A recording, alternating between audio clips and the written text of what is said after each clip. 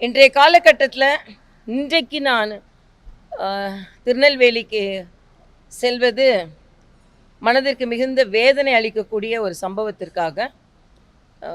நம்ம விளாத்திக்குளத்தில் ஒரு சகோதரி ரொம்ப பாலியல் பலாத்காரம் செய்யப்பட்டு உயிரிழந்தது.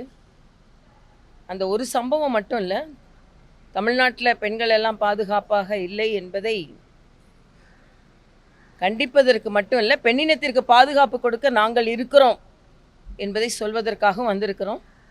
தமிழ்நாட்டை பொறுத்த மட்டும் சென்ற 5 ஆண்டுகளாக ஒரு ஆட்சி, விளம்பர ஆட்சி தான் நடந்து கொண்டிருந்தது.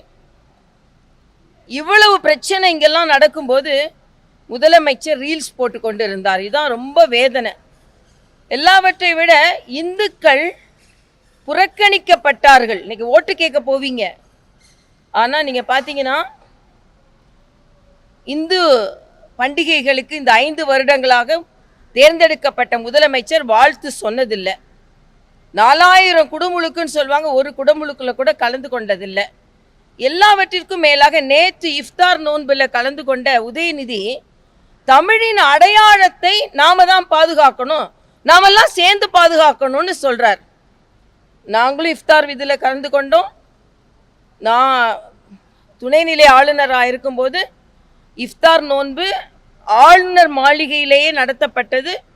அதில் மரியாதைக்குரிய அண்ணன் ரங்கசாமி அவர்கள் கலந்து கொண்டார்கள். அதே மாதிரி தான் தெலுங்கானா ராஜ்பவனில் இஃப்தார் நோன்புக்கான அத்தனை உதவிகளும் அங்கே உள்ள இஸ்லாமிய சகோதரர்களுக்கு செய்யப்பட்டது.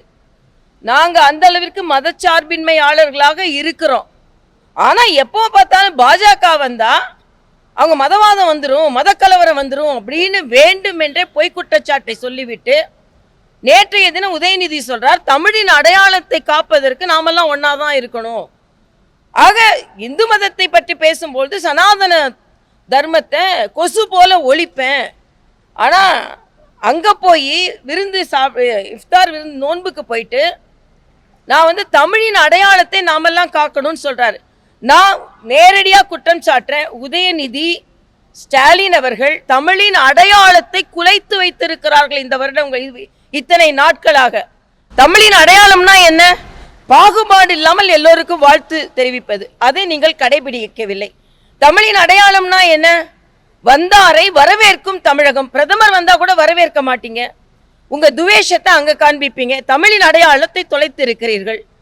அதே மாதிரி தமிழின் அடையாளம் ஒரு இடத்தில் ஒருவர் துன்பப்பட்டு கொண்டிருக்கும் பொழுது அங்கே ஓடோடி செல்வது. நேற்று இந்த பகுதியை அல்லோலப்பட்டு கொண்டிருக்கிறது. முதலமைச்சர் அதை பற்றி கொஞ்சம் கூட கவலைப்படாமல் உட்கார்ந்து ரீல்ஸ் போட்டு கொண்டிருக்கிறார். ஆக தமிழின் அடையாளத்தை திமுக தொலைத்து வைத்திருக்கிறது.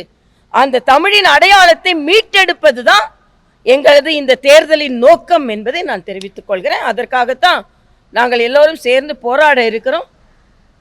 இன்று தமிழகம் முழுவதும் தேசிய ஜனநாயக கூட்டணியின் சார்பில் போராட்டம் நடைபெறும் என்று தேசிய ஜனநாயக கூட்டணியை முன்னெடுத்து சென்று கொண்டிருக்கின்ற அண்ணன் எடப்பாடியார் அவர்கள் அறிவித்து இன்று தமிழகம் முழுவதும் அனைத்து தலைவர்களும் அனைத்து மாவட்டங்களிலும் கலந்து கொள்கிறார்கள். நான் நம் நெல்லையில் கலந்து கொள்கிறேன்.